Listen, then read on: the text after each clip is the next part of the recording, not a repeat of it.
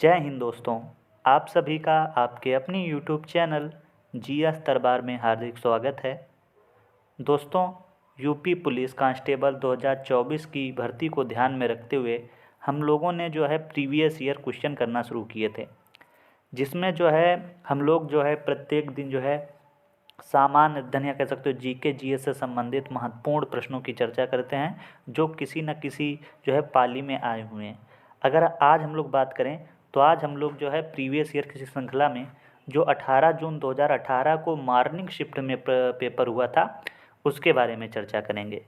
ये सभी प्रश्न बहुत ही महत्वपूर्ण होते हैं, क्योंकि ये प्रीवियस ईयर क्वेश्चन जो होते हैं कहीं ना कहीं रिपीट होते हैं। साथ ही साथ प्रीवियस ईयर क्वेश्चन करने से हमें एक दायरा पता चल जाता है कि किस लेवल तक हमें अपनी तैयारी करनी है।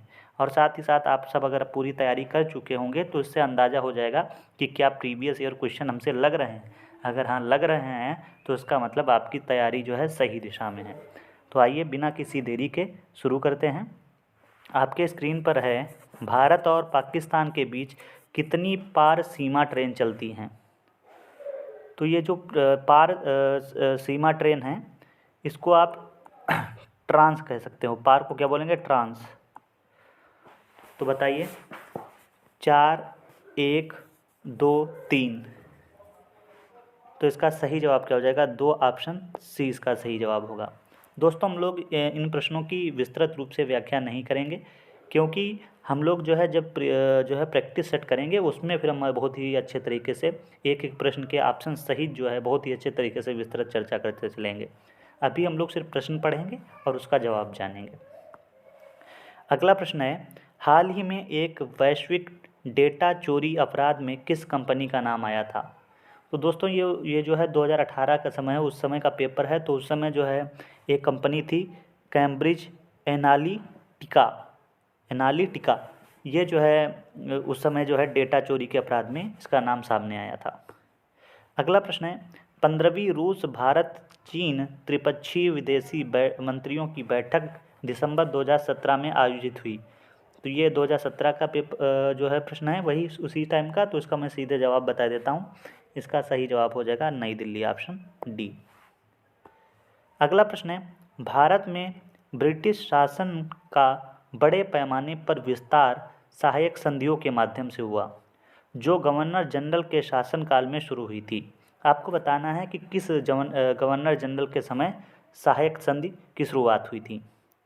आपके ऑप्शन हैं Lord Warren Hastings, Lord Cornwallis, Lord Wellesley या लॉर्ड क्लाइव। तो ये तो सभी को पता होगा कि इसका सही जवाब क्या हो जाएगा? लॉर्ड वेलेजली ने सहायक संधि की शुरुआत की थी। आइए अगला प्रश्न देखते हैं। अगला प्रश्न है, गुरु गोविंद सिंह की मृत्यु के बाद गुरु की संध्या समाप्त हो गई और सिखों का नेतृत्व उनके विश्वसनीय शिष्य को सौंप दिया गया। रणजीत सिंह, बंदा बहादुर, अजीत सिंह या जुझार सिंह। तो इसका सही जवाब क्या हो जाएगा? बंदा बहादुर। गुरु गोविंद सिंह जो थे, ये सिखों के 10वें गुरु थे। और उसके बाद में जैसे ही गुरु की जो पद व्यवस्था चली आ रही थी, उसको समाप्त कर दिया गया। और उसके बाद में जो एक उनके शिष्य थे, क्या नाम था? बंदा बहादुर, उनको बागडोर सौंप दी गई थी। और आप सभी को पता है, अगर मैं इसकी विस्तृत चर्चा करना चाहूँ तो फिर बहुत लंबा वीडियो हो जाएगा, क्योंकि हम लोग प्रीवियस ईयर क्वेश्चन कर रहे हैं उसमें, इसलिए हम आपको बताना नहीं चाहते हैं। लेकिन चलो यहाँ पे बात आई, थोड़ा सा बता देते हैं कि बंदा बहादुर को सज़ा किसने दी थी? फर्रुखशियर ने। फर्रुखशियर। तो ये कौन था? तो ये एक मुग़ल बादशाह था। आप सभी को पता है, उत्तरवर्ती मुग़ल बादशाह था। और इसने बहुत घोर यातना के बाद बंदा बहादुर को मृत्युदंड दे दिया था। अगला देखते हैं। अगला है, पाकिस्तान नाम सबसे पहले द्वारा गढ़ा गया था। मोहम्मद इकबाल, मोहम्मद अली जिन्ना, चौधरी रहमत अली या मौलाना आज़ाद। अगर आपको लगा होगा कि पाकिस्तान है तो उसका मतलब मोहम्मद अली जिन्ना इसका होगा जवाब, लेकिन यहाँ पे ये गलत हो जाएगा। इसका सही जवाब क्या हो जाएगा? चौधरी रहमत अली ने पाकिस्तान नाम का शब्द दिया था। आगे देखते हैं। प्रश्न संख्या 7 है, रविन्द्रनाथ टैगोर ने अपनी नाइटहुड की उपाधि को के विरोध में छोड़ दिया? कैबिनेट मिशन के, या जलियांवाला नरसंहार के, रोलैक्ट एक्ट के, या साइमन कमीशन के विरोध में? तो आप सभी को पता है जलियांवाला हत्याकांड हुआ था, उसी के विरोध में जो है नाइटहुड की उपाधि किसने त्याग दी थी? रविन्द्रनाथ टैगोर की। तो उसमें एक पहले प्रश्न ये याद रखना है, साथ साथ ये याद रखना है कि नाइटहुड की उपाधि किसकी थी? तो हम बताएंगे रविन्द्रनाथ टैगोर की थी। अगला प्रश्न है, गोदावरी नदी का उद्गम स्थल राज्य में है? मध्य प्रदेश, छत्तीसगढ़, महाराष्ट्र या उड़ीसा? बताइए, इसका सही जवाब क्या हो जाएगा? इसका सही जवाब हो जाएगा महाराष्ट्र में है। आप सभी पता है, अगर आप इधर जाएंगे प्रायद्वीपीय भारत में तो यहाँ से इस तरीके से क्या बहती है? गोदावरी नदी बहती है। इधर आपका अरब सागर है और इधर आपका बंगाल की खाड़ी है। तो अब आप समझ गए होंगे कि गोदावरी नदी किस जो है खाड़ी में गिरती है या किस सागर में गिरती है, तो बताएंगे बंगाल की खाड़ी में। अगला प्रश्न, भारत की सबसे मीठे पानी की झील कौन सी है? डच, लोकटक, चिल्का या वूलर? तो भारत की सबसे मीठे पानी की झील बताई गई है, तो इसका सही जवाब क्या हो जाएगा? वूलर झील जो है भारत की सबसे बड़ी मीठे पानी की झील है। अगला है, भारतीय संविधान में कानून बनाने की निर्धारित प्रक्रिया काफ़ी हद तक के संविधान द्वारा प्रभावित है। आप यहाँ पे क्या बताया गया है? कानून बनाने की निर्धारित प्रक्रिया, तो ज़्यादातर किससे है? दक्षिण अफ्रीका, जर्मनी, जापान या संयुक्त राज्य अमेरिका? तो इसका सही जवाब दोस्तों क्या हो जाएगा? संयुक्त राज्य अमेरिका, मतलब यूएसए, इससे जो है ज़्यादातर प्रभावित है, ऑप्शन डी। अगला प्रश्न है, शिक्षा का अधिकार अधिनियम वर्ष में भारत की संसद द्वारा अधिनियमित किया गया था? 2006, 2007, 2008 या 2009? तो शिक्षा का अधिकार 2009 में जो है संसद द्वारा अधिनियमित किया गया था, ये भी आपको याद रखना है। इसका सही जवाब ऑप्शन डी। अगला प्रश्न है, महाराज सवाई जयसिंह या जयसिंह द्वितीय ने एक खगोलीय वेधशाला स्थापित की? कहाँ पे? उज्जैन, शिमला, भरतपुर या जोधपुर? बताइए इसका सही जवाब। इसका सही जवाब हो जाएगा उज्जैन। आपको बताना है कि क्या और भी जो है कहीं जो है वेधशाला का निर्माण कराया था? अगर कराया था तो आप सब बताएं कहाँ कहाँ, और नहीं कराया था तो आप जवाब में लिखें नहीं कराया था। अगर कराया था तो फिर उज्जैन के अलावा और कहाँ कहाँ कराया था, आपको ये बताना है। आगे बढ़ते हैं। अगला प्रश्न है, यूनिवर्सल टीकाकरण कार्यक्रम के रूप में केंद्रीय स्वास्थ्य मंत्रालय ने के दोहरे संरक्षण के लिए एकल टीके का शुभारंभ किया? खसरा और रुबेला, खसरा और गलसुआ, रुबेला और तपेदिक या इन्फ्लुएंजा और गलसुआ? तो इसका सही जवाब क्या हो जाएगा? खसरा और रुबेला, ऑप्शन ए इसका सही जवाब है। अगला प्रश्न, 2011 की जनगणना के अनुसार उत्तर प्रदेश के किस जिले की जनसंख्या सबसे ज़्यादा है? अभी भी जो है आंकड़ा वर्तमान में अगर देखें तो 2000 कौन सा चल रहा है? 2024 शुरू हो गया है, और इसमें भी आजकल जो है आंकड़ा जो चल रहा है वो 2011 का ही चल रहा है। तो पूछा गया है 2011 की जनगणना के अनुसार उत्तर प्रदेश की किस जिले की संख्या सबसे ज़्यादा थी? गोरखपुर, लखनऊ, इलाहाबाद या बरेली? तो इसका सही जवाब क्या हो जाएगा? इलाहाबाद। हो सकता है ऑप्शन में इलाहाबाद ना ऑप्शन आए, क्या आ सकता है? तो हम बताएंगे प्रयागराज। प्रयागराज। अगला देखते हैं। अगला है, निम्नलिखित में से किस रियासत ने 1947 में पाकिस्तान में मिलने की घोषणा की थी, लेकिन बाद में जनमत संग्रह के बाद इसे भारत में शामिल होने के लिए मजबूर होना पड़ा था? रामपुर, जूनागढ़, फरीदकोट या पोरबंदर? तो इसका सही जवाब क्या हो जाएगा? जूनागढ़। जूनागढ़, ऑप्शन बी इसका सही जवाब होगा। आप सभी को पता है कि 1947 के समय जो जूनागढ़ का शासक था वो एक मुस्लिम था, और ज़्यादातर जूनागढ़ की जो जनसंख्या थी वो हिंदू बाहुल्य थी। तो जनमत संग्रह के द्वारा जो है क्या किया गया, जो वहाँ के लोग थे उन्होंने कहा हम पाकिस्तान में ना मिलकर हम किस में रहेंगे? भारत में रहेंगे। इसलिए मजबूरन जो है जूनागढ़ को जो है किस में मिलना पड़ा? तो हम बताएंगे भारत में। और मांग किसकी की थी उस शासक ने? तो पाकिस्तान में मिलने की घोषणा भी कर दी थी।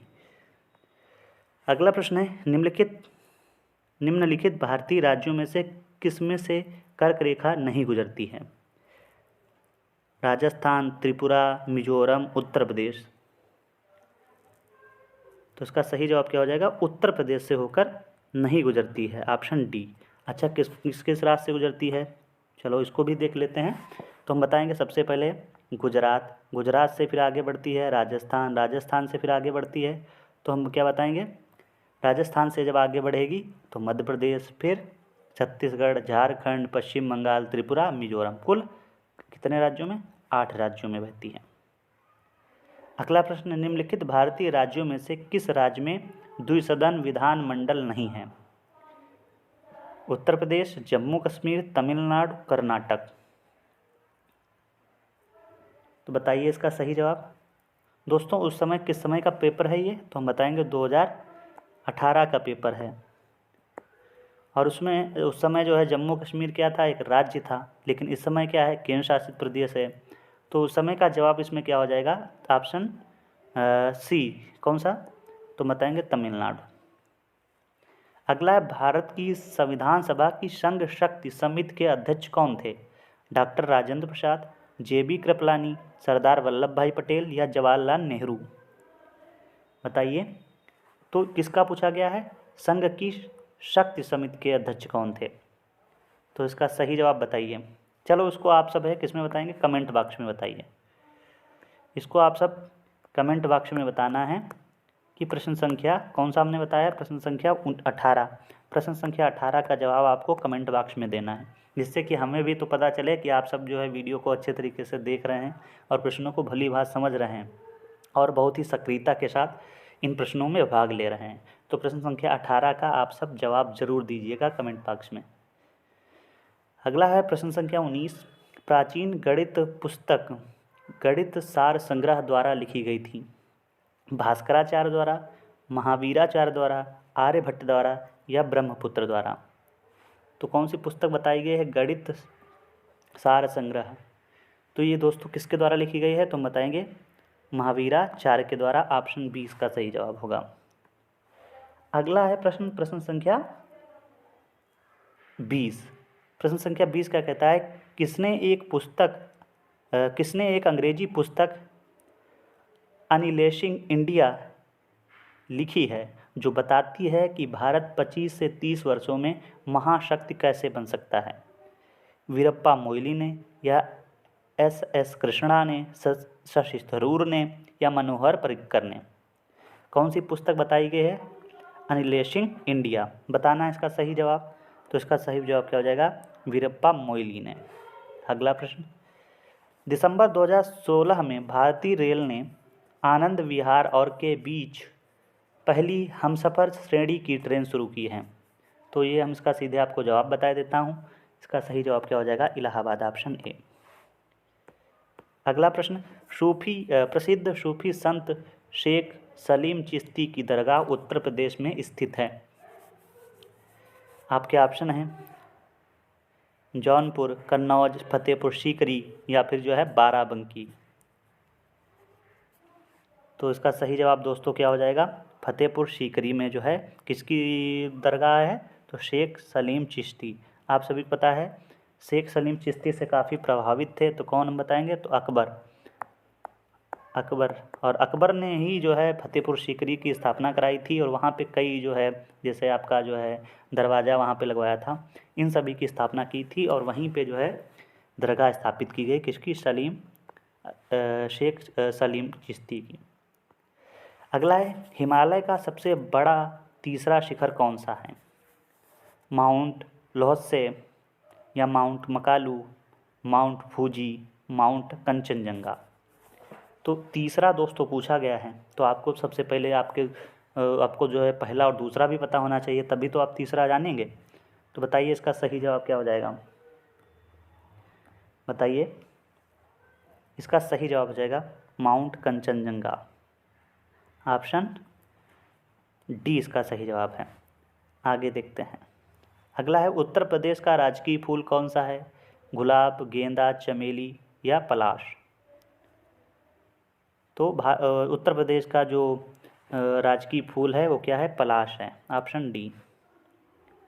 अगला प्रश्न है, मनुष्य में पित्त का उत्पादन किस अंग में होता है, पेट में, अग्नाशय में या जिगर में या पित्ताशय में। तो इसका सही जवाब हो जाएगा पित्ताशय में किसका निर्माण होता है, पित्त का निर्माण होता है।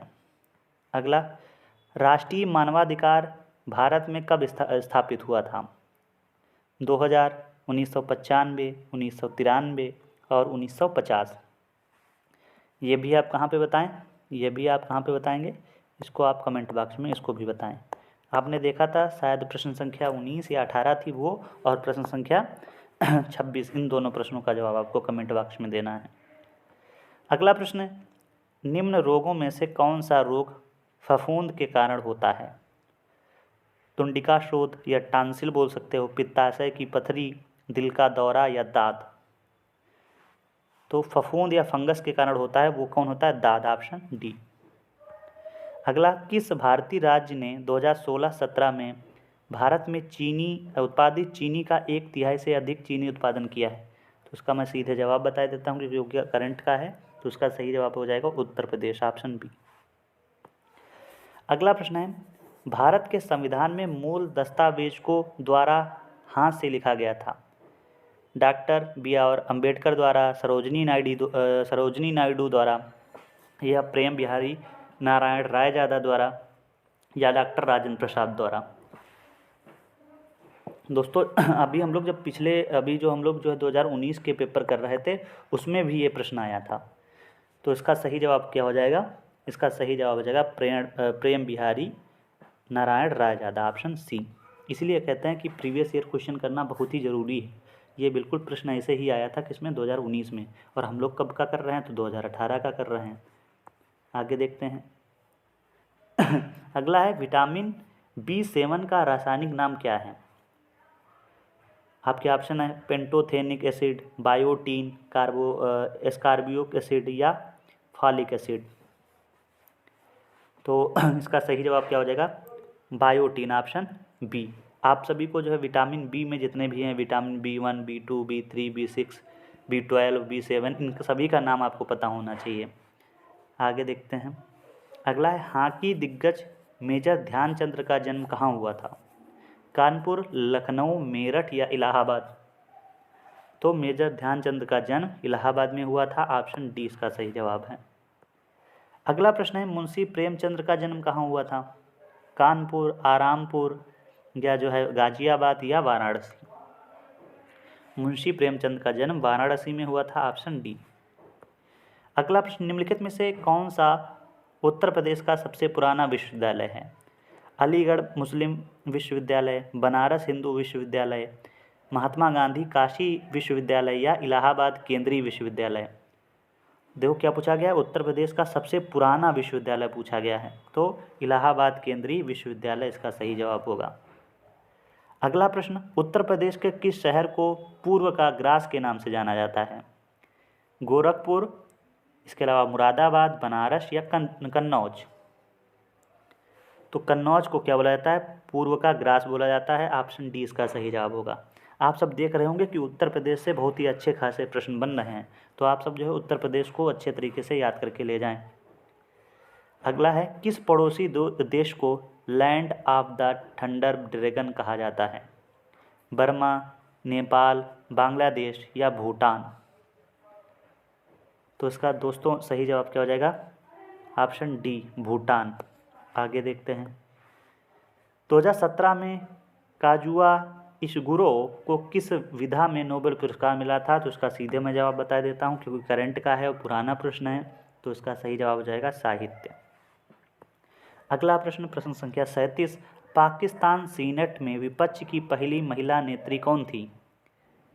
आपके ऑप्शन है बिलावत भुट्टो जरदारी, या बेनजीर भुट्टो, शेरी रहमान या मुमताज महल। तो शेरी रहमान इसका सही जवाब होगा। और इस जो है प्रैक्टिस सेट का ये अंतिम प्रश्न है, सीकर तकनीक के साथ भारत की क्रूज मिसाइल कौन सी है? पृथ्वी, गरुड़, ब्रह्मोस या नारायण।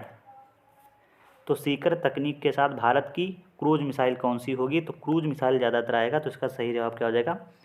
ब्रह्मोस। तो दोस्तों इस तरीके से हम लोगों ने कुल जो है 38 प्रश्न किए हैं। आप सब कमेंट बॉक्स में बता भी सकते हैं कि आपके 38 में कितने प्रश्न सही बन रहे थे। बाकी मैंने जो आपको 2 प्रश्न दिए हैं उसका उत्तर आपको कहाँ देना है? कमेंट बॉक्स में बताना है। और साथ ही साथ इस जो है PDF को अगर आप प्राप्त करना चाहते हैं तो मैंने जो है डिस्क्रिप्शन में जो है टेलीग्राम की लिंक दी है, आप वहां से उसको ज्वाइन करके इस PDF को प्राप्त कर सकते हैं। साथ ही साथ अगर वीडियो आपको अच्छा लगा है तो कमेंट करके बता भी सकते हैं, और साथ ही साथ अगर वीडियो को शेयर करेंगे तो और भी अच्छा रहेगा।